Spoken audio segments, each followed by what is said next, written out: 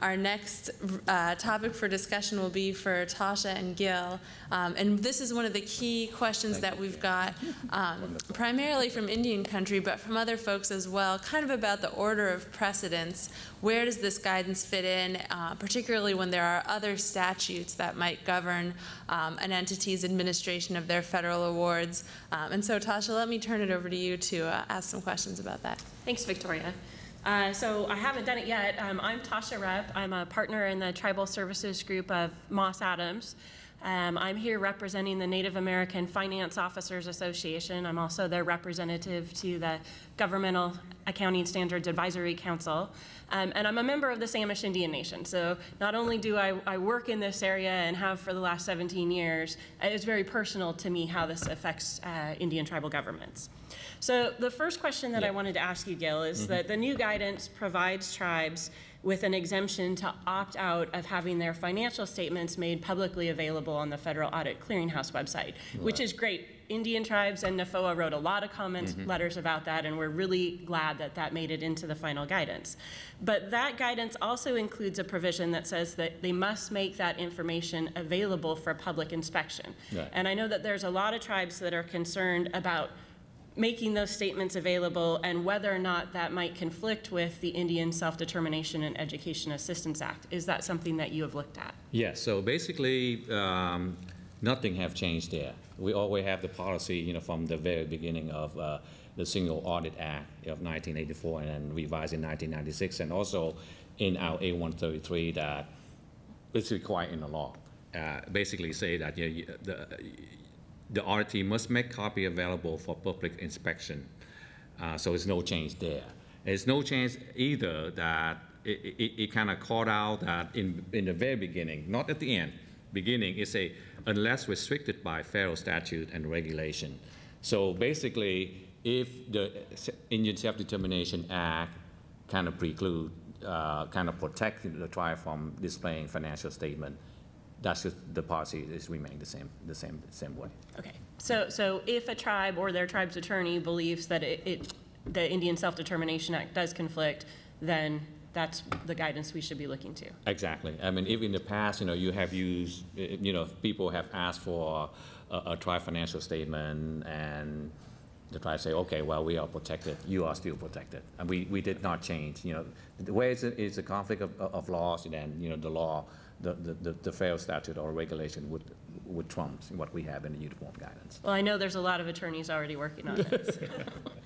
Another area that changed in the new guidance is that the definition of a tribe was separated from the definition of a state. And in that definition, it's a little bit narrower of a definition than is included in the Indian Self-Determination Education Assistance Act. And there's still, I think, some confusion as to how tribally chartered or tribally created entities fit into that definition of a tribe.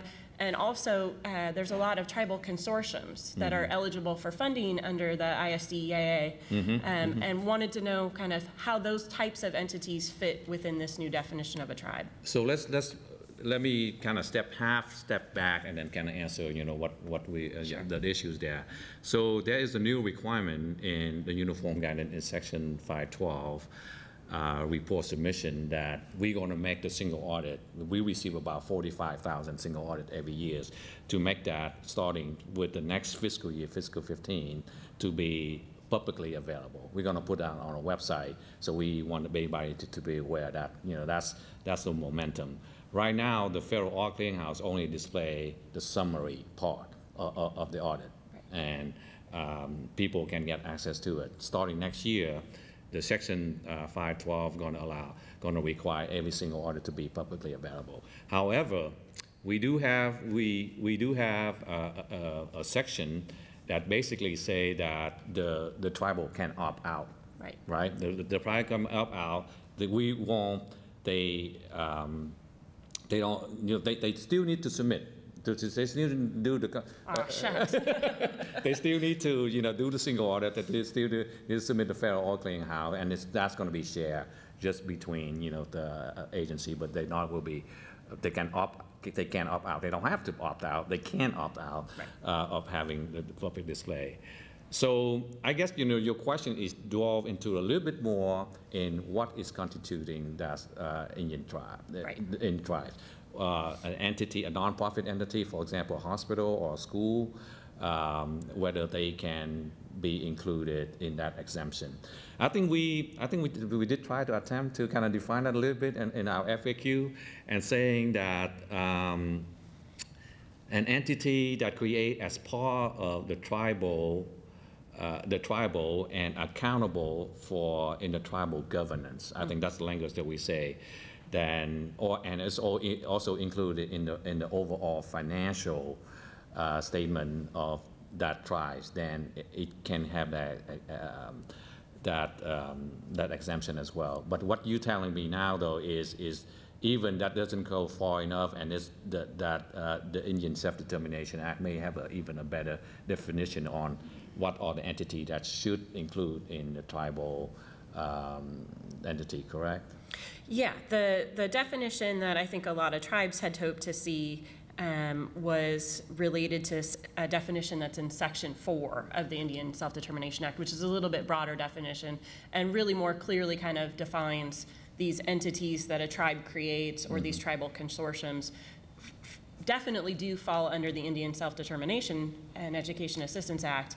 And we're hopeful that that was going to be a similar definition as it related to. And if I could just jump in here, I would say, as in my memory, as the COFAR was kind of working through this issue in these definitions, the decision to pull the definition of Indian tribe out of the definition of the state wasn't because there was intended to be a major change to how Indian tribe is defined relative to how it ever had been defined before, but more because as we were bringing together 8 different circulars, A102, A110, all the cost principles, and the audit, those definitions did not always line up perfectly, and so we just had to make that change in order to ensure consistency across the guidance.